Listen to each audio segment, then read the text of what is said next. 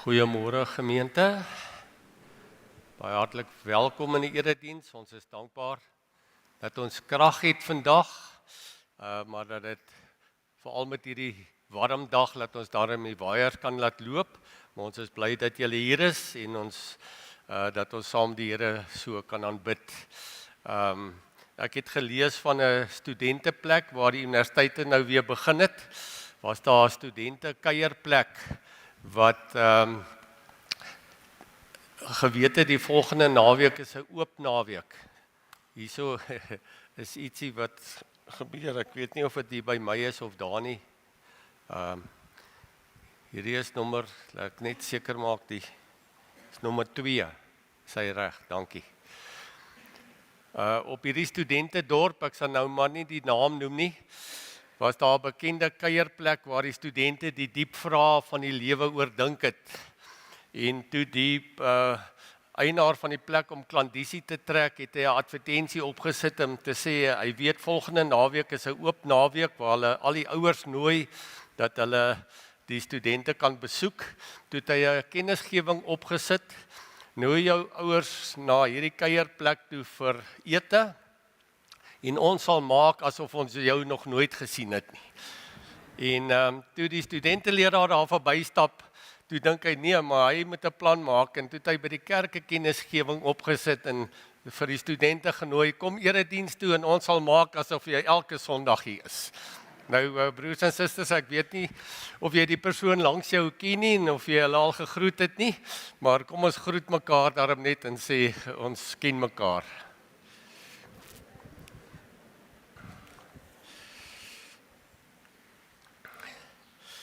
Ons sê baie geluk aan die volgende persone, Okkert Oosthuizen, waar sit julle met die rolstoel? Waar? Ek het julle sien inkom, daar is hy. Okkert, baie geluk, hy verjaar op hierdie dag en ons bid dat die Here ook in besonder jou sal seën hierdie jaar. En dan ook Corneille Kotse, François de Lange en Leni Kutsie, ek weet nie of enige van hulle ook hier is nie, maar baie geluk ook aan julle.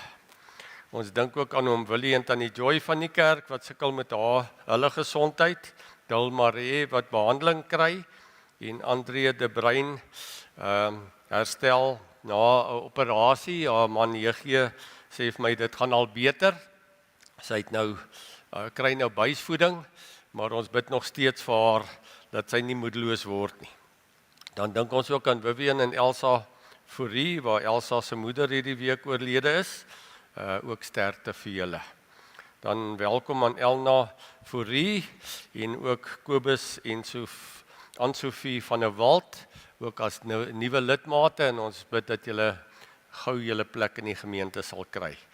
Nou die gewone tee na die erediens, die kleuterkerk, die kategese, die Bybelstudie is hierdie week aan die gang.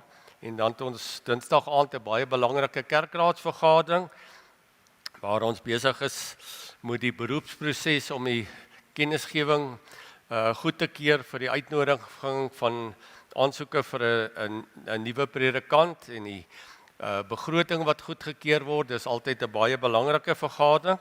Ons vra ook julle voorbidding daarvoor. En dan het die super seniors die uitstap hier donderdag na die Smitshuis en ouma Isie se teetuin. Daar kan julle verder lees as julle net na die erediens by Philip julle name opgee, dan kan ons saam ry en vervoerreëlings tref. Rina het ook net vir my hierdie uitnodiging gegee, dat diegene wat lief is vir stap, kan daar teen die koppie uitstap na die gedenknaal toe. Die afstand is 1,4 kilometer, dat jy weet waarvoor jy jou inlaat, en neem asseblief net 'n hoed saam vir die son. En dan vra ons ook nog hulp by die wit olifante, en ook by die blomme in die erediens. Baie dankie vir Liz wat daar leiding neem, maar sy sal nog hulp waardeer. Baie dankie broers en susters.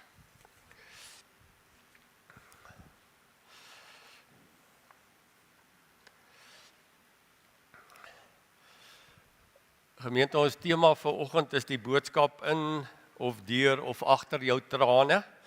En daarom begin ek met hierdie Psalm 126 wat so 'n diepe versigtiging is ook oor ons swaar kry in die lewe. Toe die Here die lot van Sion verander het, was dit vir ons soos 'n droom. Ons het gelag en gesing en onder die nasies het hulle gesê die Here het groot dinge aan hierdie mense gedoen. Die Here het groot dinge aan ons gedoen en ons was bly. Wie met trane saai, sal die oes met gejuig inbring. Al loop hy of sy en huil terwyl hulle die saaisak dra. Hy kom juigend terug terwyl hy sy gerwe dra. En van hierdie Here, by wie ons trane kan saai, gee ek vir julle ook sy genade groet, die genade en die barmhartigheid en die vrede van God, die Vader, die Seun en die Heilige Gees. Kom ons loof die Here met seker die bekendste Psalm, Psalm 146. Ons het dit lanklaas gesing en dan ook lied 219 wat sê laat ons sing van ons verlosser, hy wat vir ons wys hoe liefde lyk. En dan sing ons ook die nuwe lied wat ons verlede week die eerste keer gesing het, U liefde is 'n skuilplek, en daarna kan julle weer julle plekke inneem. Kom ons loof die Here met hierdie 3 liedere. Is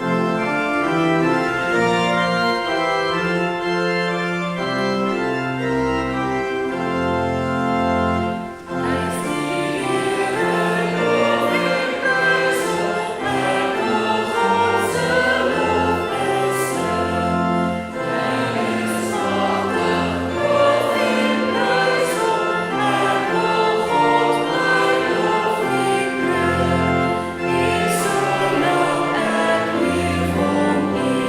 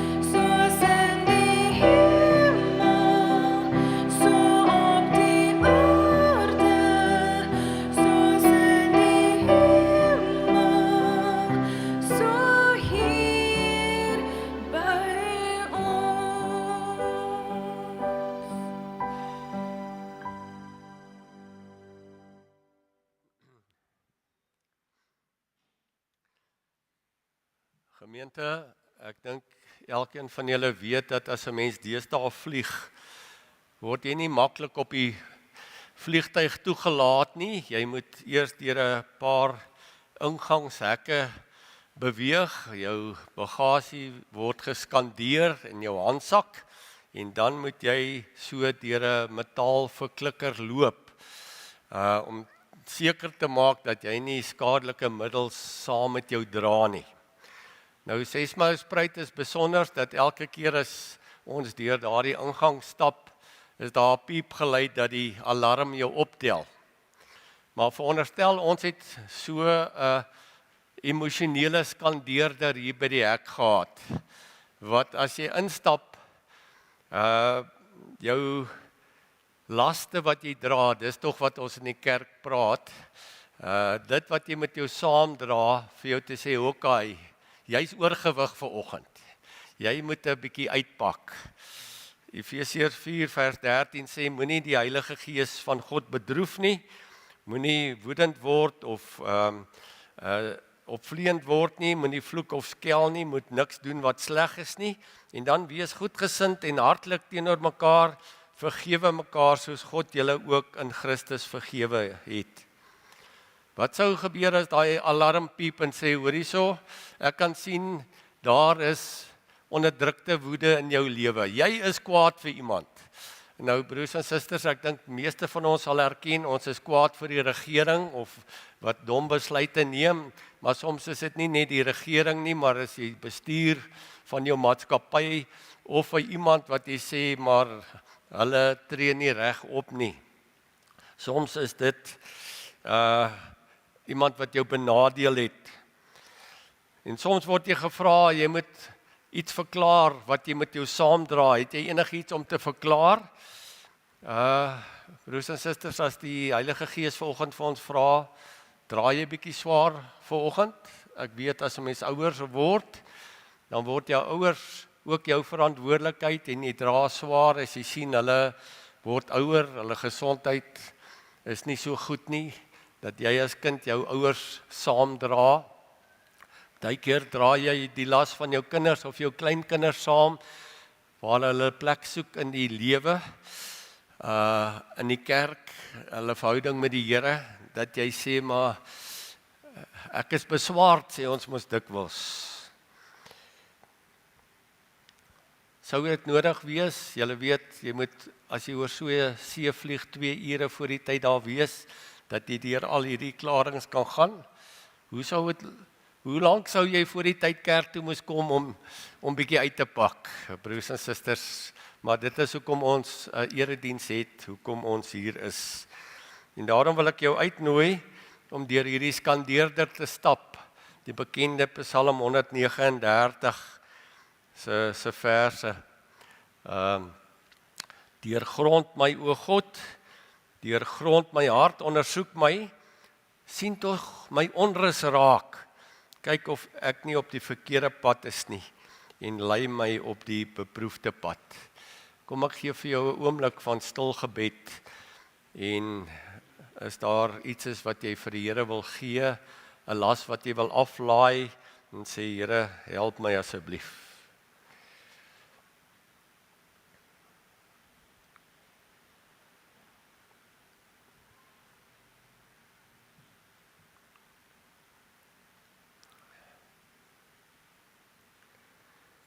Amen.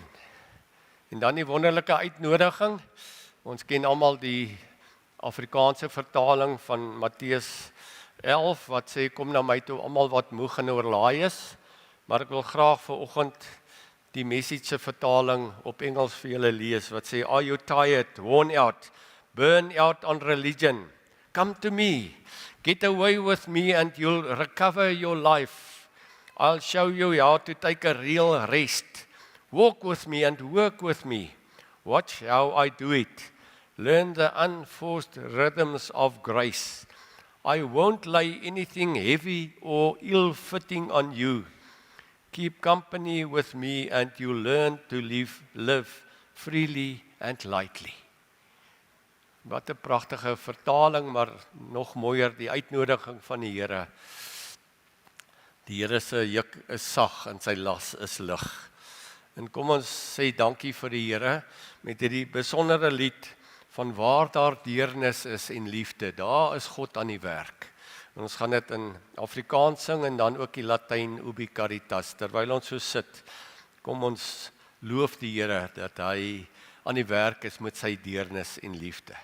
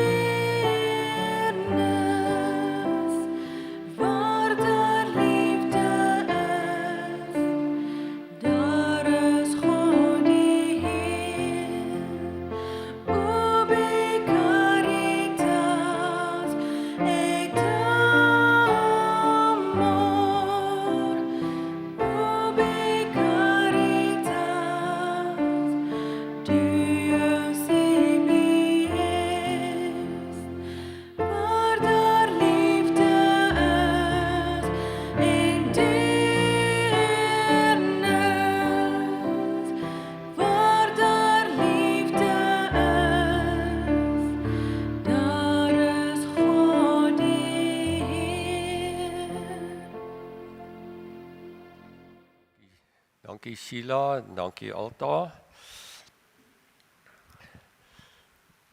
Gemeente, ek dink meeste van ons beleef Kersfees as 'n baie vrolike kerklike fees.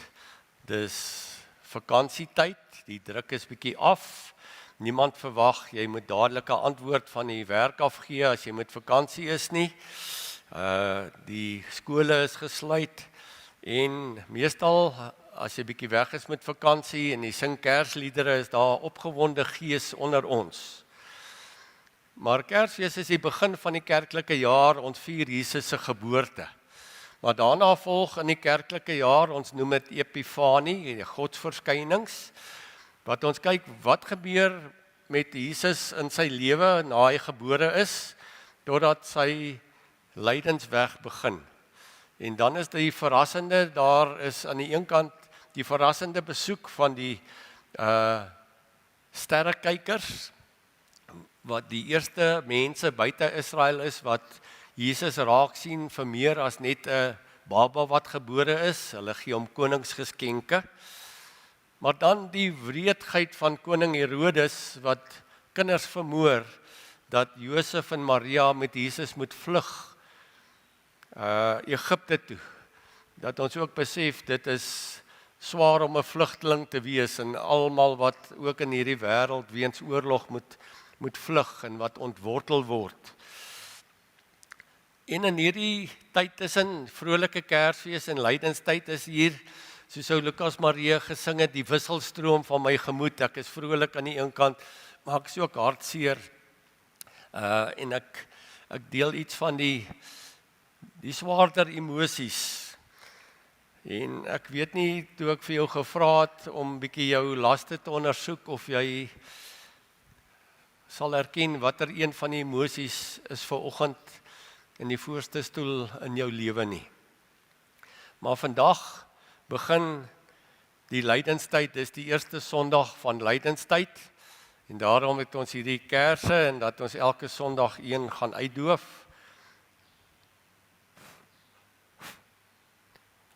Om ook te sê die lig word minder, die Here se leiding word meer intens, meer liggaamlik, totdat ons Goeie Vrydag vier met sy dood aan die kruis, maar ook Paasondag wat ons die wonderlike bevryding dat die Here opgestaan het met mekaar deel, dat hy die oorwinning behaal het. En daarom, broers en susters, dit is belangrik dat ons weet, Jesus het gesê, gelukkig is hulle wat treur, want hulle sal vertroos word. En daarom het van die kerkvaders gesê, maak trane 'n sakrament, soos die doop en die nagmaal. En dan wonder ons waaroor, toe het Vader Abraham gesê, as jy nog nie gehuil het nie, ken jy nog nie werklik God nie. Want jou trane is 'n aanduiding, wat is vir jou belangrik? Waaroor huil jy? Waaroor is jy hartseer? En as jou trane 'n aanduiding is van wat vir jou belangrik is, dan leer jy ook jou afhanklikheid voor die Here ken. As jy hartseer is oor verhoudings wat verskeurd is, oor mense wat swaar kry, dan weet ons dat die Here as die Heilige Gees ons trooster is, wat ons sal troos. En daarom die boodskap, ontdek vanoggend ook die boodskap agter of in of deur jou trane.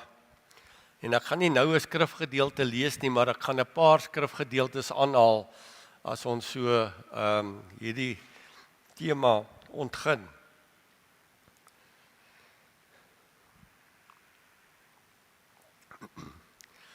Friedrich Buechner, 'n presbyteriaanse predikant in Amerika wat baie diep boeke skryf, het hierdie pragtige ding oor trane gesê.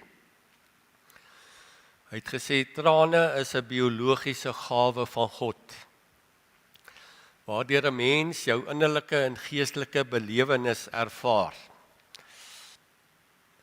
Maar dit is moeilik om te weet wat om met jou trane te doen. Aan die een kant kan jy aan die trane oorgee, in 'n tranedal, en dit lei tot selfbejammering. Of ons as mans is baie goed daarmee om ons trane weg te sluk en te onderdruk en te ontken dat ons hartseer is, en dan verloor ons kontak met ons gevoelens.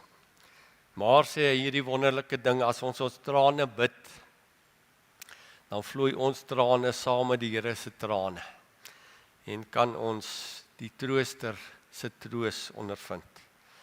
En daarom, broers en susters, die boodskap agter trane is dat ons God se deernis ontdek. Ekskuus.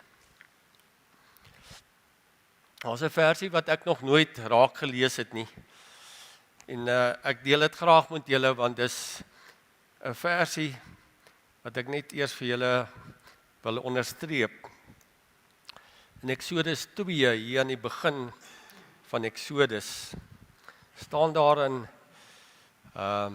die opskrif is Moses se geboorte en opvoeding. En daar in vers 6, eintlik van vers 5 af, staan daar, 'n dogter van die Farao het afgegaan Nyl toe om te swem. En die jong meisies wat haar vergesel het, het aan die kant van die rivier geloop. Toe sy die mandjie tussen die riete sien, stuur sy haar diensmeisie om dit te gaan haal. Met die oopmaak sien sy dit is 'n seentjie en hy huil. Toe kry sy hom jammer en dink dit is seker een van die Hebreëse seentjies.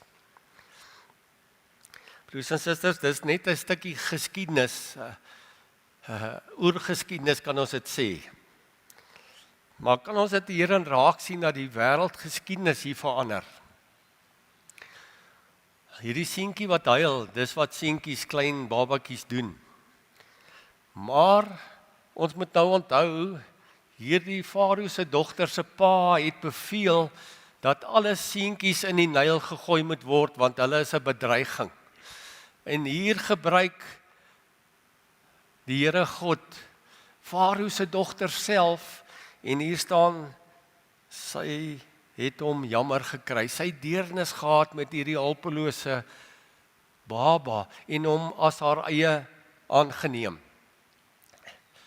Gemeente, mens besef nie dat God soms deur ongelowiges werk, dat God op wonderlike wyse werk, maar dat sy deernis hier Farao se dogter gebruik, dat Moses in die paleis groot word, dat hy hulle taal leer, dat hy hulle gewoontes leer, dat hy later met die Farao kon praat, wat hy hom heel waarskynlik geken, dat God hom so voorberei het, maar alles het begin by Farao se dogter, wat vir Moses as 'n kind jammer gekry het, en die wêreldgeskiedenis verander. En daarom as Moses later, toe hy die Here hom geroep het, en gesê het, Moses, lei my volk uit, dis waaroor Eksodus, die uittog gaan. Toe vra hy vir die Here, wie is die Here? En toe sê die Here hierdie wonderlike vers in Eksodus 34 vers 6. Toe hy by Moses verbygaan, roep die Here, ek die Here is die barmhartige en genadige God, lankmoedig, vol liefde en trou. In gemeente, as ons God so leer ken as 'n barmhartige God, 'n God vol deernis, waar daar liefde is en deernis, daar's God teenwoordig aan die werk, soms deur die Farao se dogter. Dan ontdek ons 'n groot deel van die Here wie ons aanbid. En dan verstaan ons as Jesus mens word, God se liefde kom wys, soos ons gesing het, dat Jesus huil oor Jerusalem, dat hy treur oor hierdie stad, dat hy sê, ek wou soos 'n hoenderhen julle onder my vlerke beskerm, maar julle wou nie. En dat Jesus by die graf van Lazarus, sy vriend, saam met Martha en Maria huil. Die kortste vers in die Bybel sê hulle dit, maar die kragtigste vers, 'n God wat huil. En vir ons is dit al so algemeen dat ons nie verstaan in die Griekse kultuur wat die Bybel geskrywe is, die Griekse gode wat ons nou nog die name ken van Zeus en Apollo en Mars. Hulle was gode daarbo. En die mense het ervaar daai gode hierbo gee nie eintlik om vir ons as mense nie. Hulle lewe 'n luukse lewe daarbo. En hulle sê, ag, julle arme drommels hieronder, wat het ons met julle te maak? Soos baie konings en hooggeplaastes deesdae ook leef, dat hulle nie omgee vir die mense op straat, vir ons gewone mense nie. En daarteen openbaar Jesus God se hart om te sê, ek is 'n God wat saam met mense huil en treur oor die verskeurdheid van hierdie lewe.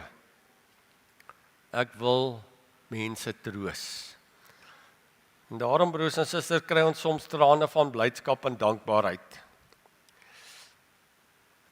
Ons huil nie net lang trane nie.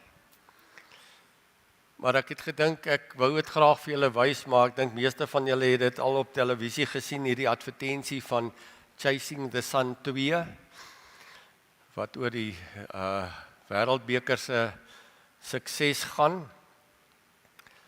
Dat daar's net 'n video waar Dwayne Vermeulen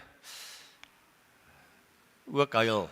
Nou, daardie eysterman huil nie sommer maklik as hy seer kry op die veld nie.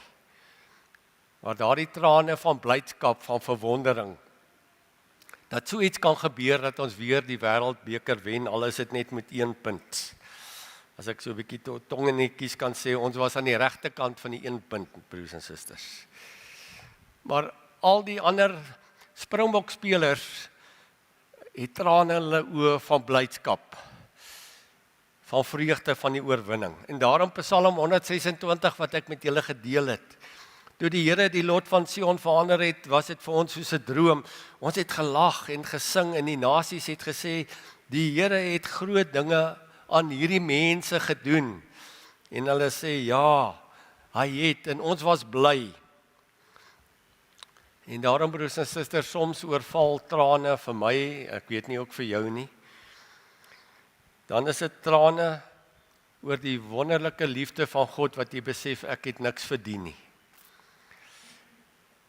As geliefdes 'n geestelike verdieping ondergaan, hulle kom getuig daarvan dat hulle die Here gevind het of 'n dieper lewe gevind het. Soms is dit as jou kind of jou kleinkind goeie matriekuitslae het of 'n graad verwerf.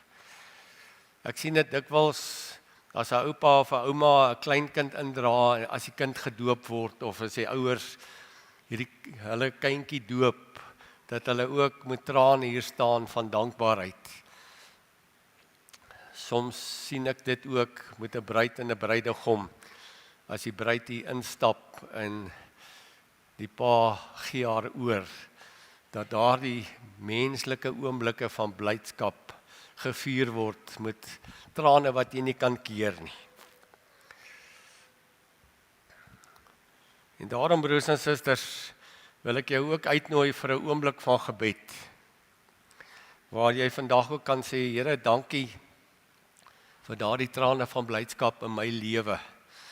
Al is dit miskien vir een ding waaroor jy dankbaar en bly is, kom ek gee net 'n oomblik van stil gebed.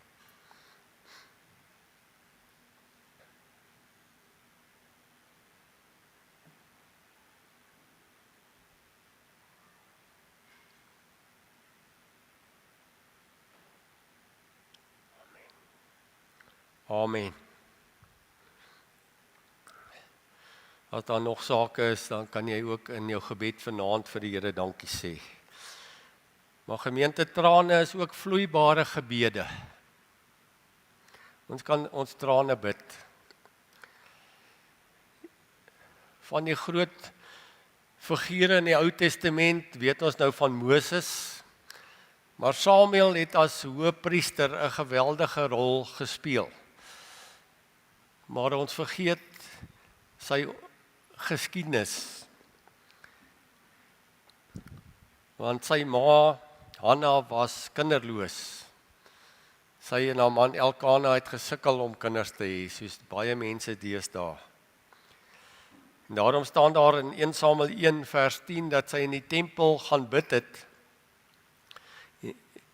Soveel so dat Eli gedink het sy is dronk, want daar staan sy was bitter hartseer terwyl sy gebid het en het onbedaardelik gehuil. Sy was verskeurd om te sê, Here, en vir 'n vrou in daardie tyd om nie kinders te hê nie, was 'n geweldige straf, want jy kan nie jou man 'n erfgenaam gee nie. En daarom, sy was bitter hartseer. Hierdie woord van ons in Afrikaans, iets is bitter lekker, maar jy kan ook bitter hartseer wees, die wisselwerking van hierdie woord. En daarom ook Psalm 39 vers 13 sê, hoor tog my gebed, Here, luister na my hulpgeroep, moet tog nie koud staan teenoor my trane nie. Want ek is net op u beskerming aangewese. U alleen sorg vir my soos vir al my voorvaders. En broers en susters, ons ken almal gebedsworsteling. As ons vra, Here, hoekom? Waarom gebeur dit met my? Hoekom gebeur dit nou? En ons huil juis as ons uit ons eie oplossings uithardloop, as ons nie meer verweer het nie, as ons nie weet waarheen ons moet gaan nie. En dan het hierdie trane van ons 'n boodskap op hulle eie ver aan die kant wat woorde kan vasvang. En dis ons gebede wat nog nie verhoor is nie. Ek wil nie sê onverhoorde gebede nie, want dit het 'n verkeerde konnotasie. Miskien bid jy nog steeds vir iemand of vir iets wat nog nie verhoor is nie. En daarom wil ek jou uitnooi as ons ook saam bid. Daar's baie ouers wat kinderloos is, wat sukkel om kinders te hê. Meer as wat ons van weet.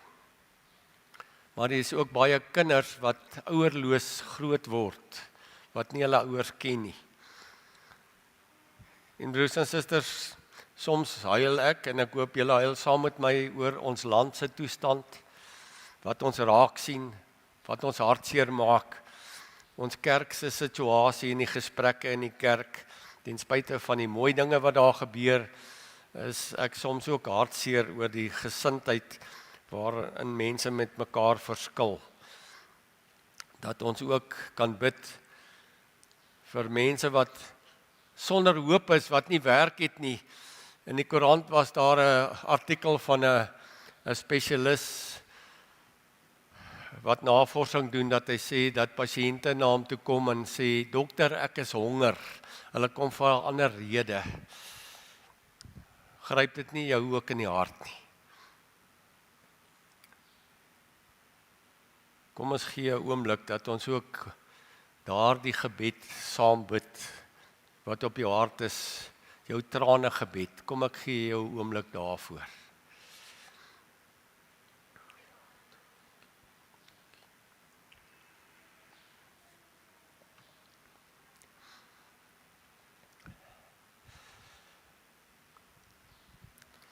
Amen. Gemeente, maar die bekendste traan is ons trane van rou. Jesus wat gehuil het by Lazarus se graf, wat hy saam met Martha en Maria gehuil het oor hulle broer se dood en almal wat uit die dorp uit gekom het om saam met hulle te treur. En daar is ons nie skaam oor ons trane as ons rou nie. Ons samelewing laat ons ook toe om te sê jy mag huil. Maar ons moet ook besef, in daardie huil is deel van die heelwordproses. En daarom deel ek ook met julle die 5 treurbewegings as ons trane van rou huil. En die eerste is verwerk en aanvaar die realiteit van die dood en die verlies. Broers en susters, veral as iemand skielik sterwe, dan voel dit soos 'n droom, dit voel onwerklik. Jy dink die volgende dag gaan die persoon jou maar weer bel, gaan hy of sy weer huis toe kom. Dit is swaar om daardie realiteit te aanvaar. En daarom is die afskeid met 'n rouproses, die getuienis oor die persoon se lewe belangrik, en dat die gemeenskap ook saam met jou die realiteit van die dood erken. Ek lees ook in die week ergens in 'n boek dat president Franklin Roosevelt was die laaste president wat in die openbare swart armbandjie gedra het, soos hy gebruik vroeër was om te sê ek is in rou. Dit was oor sy ma se dood. Deesdae trek ons nie ander klere aan nie. Maar dis belangrik. Die dood is 'n realiteit en is hard en is seer en ons huil. Maar ons moet dit erken. Maar daarmee saam beleef die emosionele pyn van die verlies. Hoekom huil jy? Vra Jesus vir Maria Magdalena buite sy graf. Want dikwels huil ons want die persoon was ons geliefde man of vrou of ma of pa of 'n kind. Dit is swaar om sonder hulle te lewe. Jy weet nie hoe die lewe vorentoe vir jou lyk nie. Maar soms huil 'n mens by die dood van 'n geliefde omdat jy skuldig voel. Jy wou nog reggemaak het. Jy wou nog gesê het dankie pa, dankie ma, dankie vir julle liefde, dankie dat jy heeltyd vir my gebid het. En ons stel dit soms so uit dat ons trane baie skuldig is. Maar dan ook broers en susters, vier die gedagtenis van die oorledene.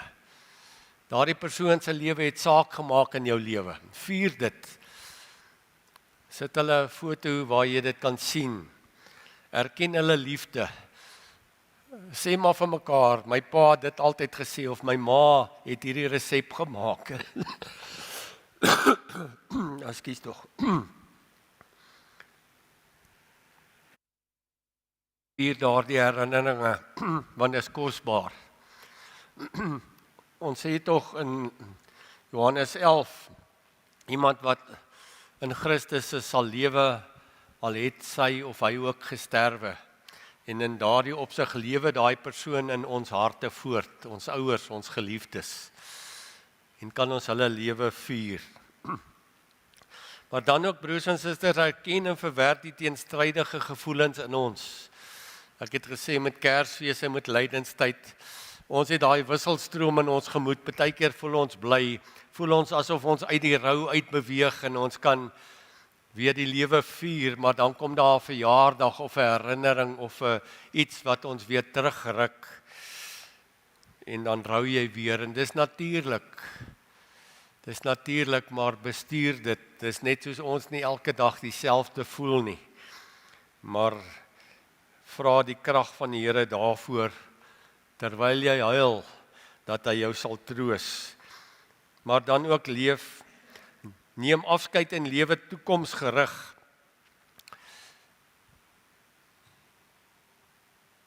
ons aanbid 'n Here wat nie op Goeie Vrydag gesterf het sonder om op Paasondag op te staan nie. En daarom sê Paulus, ons treur, maar nie soos mense sonder hoop nie.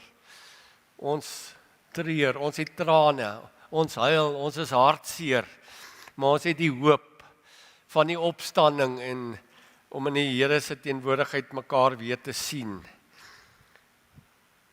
En broers en susters, kom ek nooi julle nou uit. Miskien wil jy bid vir iemand in die rouproses. Vir Elsa en Vivian. Elsa wie se ma oorlede is hierdie week. Miskien is daar iemand naby aan jou, miskien is dit al 'n rukkie terug. Maar wat my ook in die hart gegryp het, daai 6 kinders wat in 'n busongeluk dood is en wat hierdie week begrawe is. Broers en susters, ek dink in my bediening was dit ook van die swaarste wat kinders so in ongelukke oorlede is. Kom ek gee 'n paar oomblikke dat ons saam bid vir iemand in jou lewe wat rou, dat die Here ook hulle sal vertroos, miskien is dit jouself.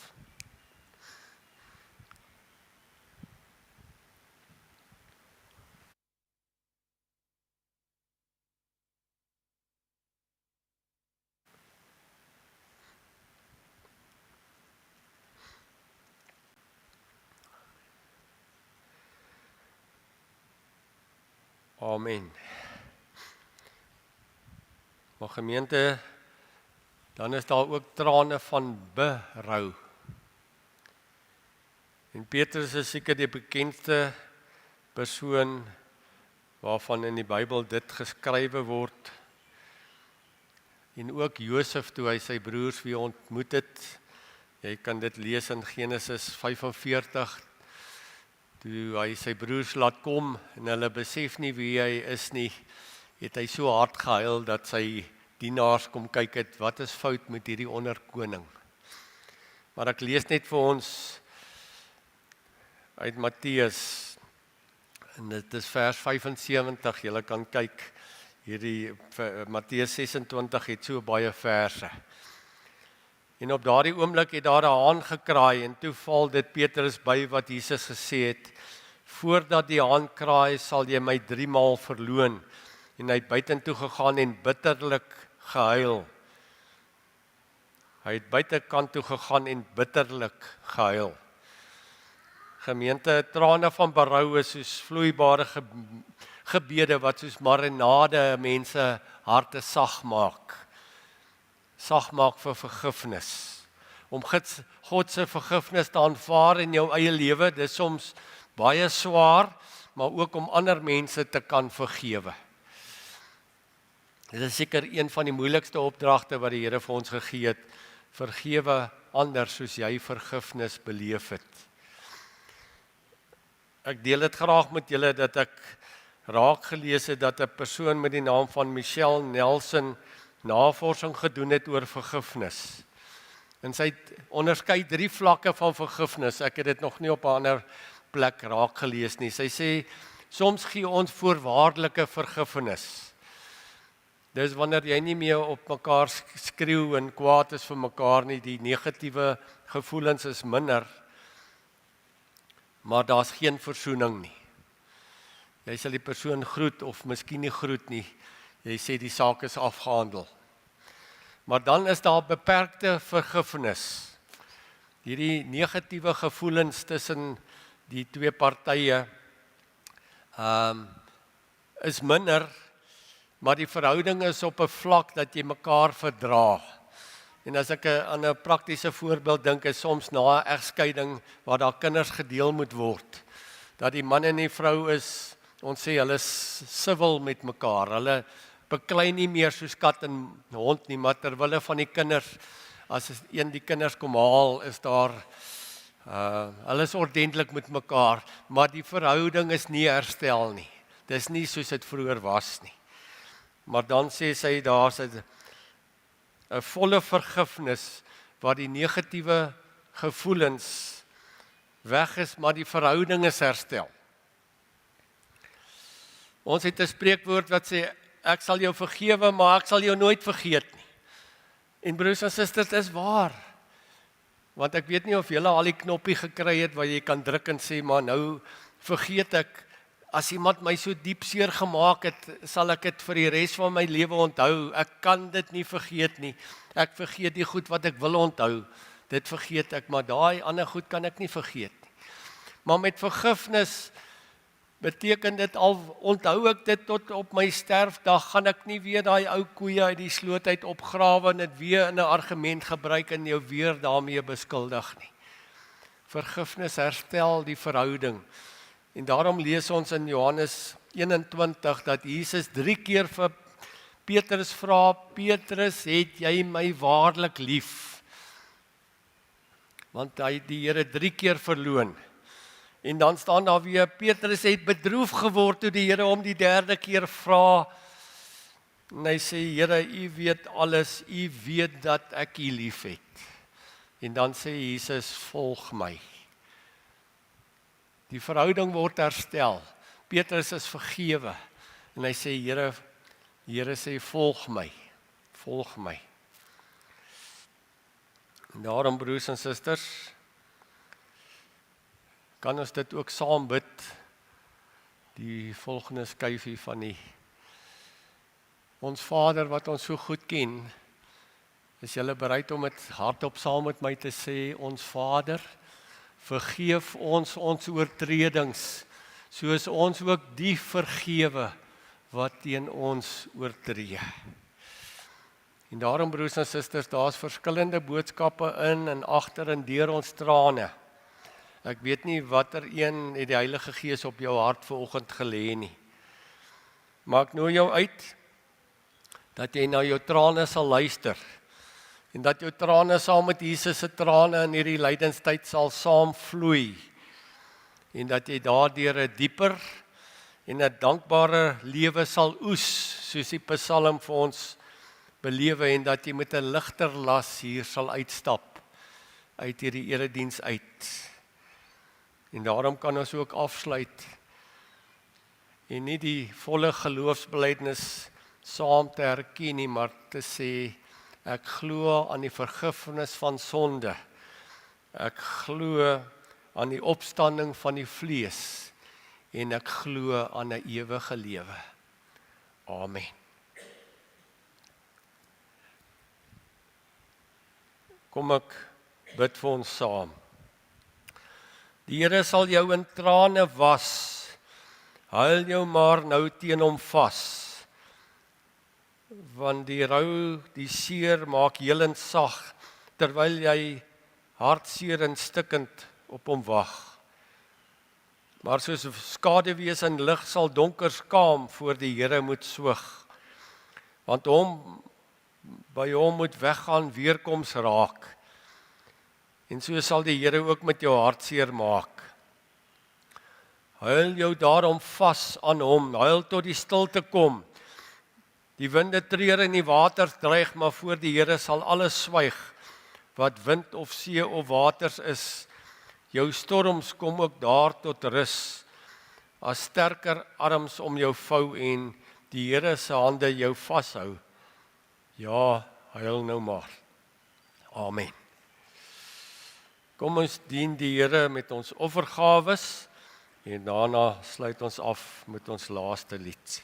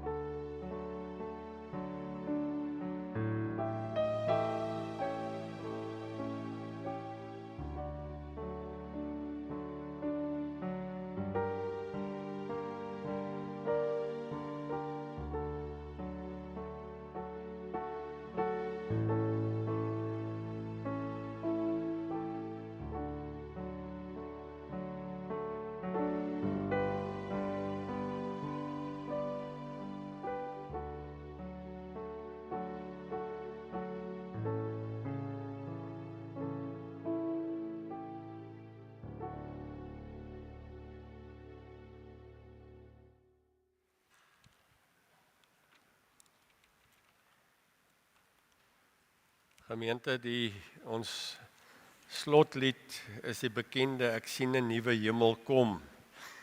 Maar veral die 3de vers sing ook ons van die trane, dat die Here ons trane sal afdroog. En dit kom uit Openbaring 7 vers 17 staan daar, die lam op die troon van God, wat die trane van ons sal afvee. So ons is op pad daarheen. En daarom kan ons ook hierdie lied sing. En ek weet ons sing dit dikwels op 'n roudiens of 'n begrafnis. Ek kan onthou na my ma se dood kon ek nie hierdie gesing het sonder om te huil nie, en ek dink baie van ons is so dat hierdie lied ons baie dieper raak. Kom ons sing al 5 hierdie verse.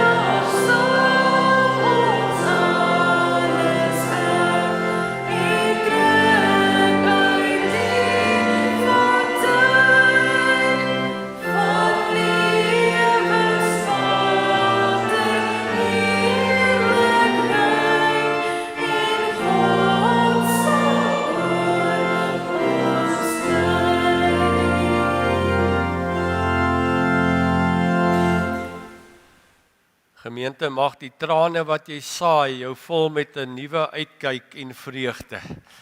Mag jy deur jou trane 'n nuwe hoop in 'n stikkende wêreld bring. En mag die liefde van God in jou deernis voortvloei vir ander mense. En mag die goedheid van God in jou moed en liefde skep. En mag die teenwoordigheid van God in elke oomblik vir jou 'n realiteit wees.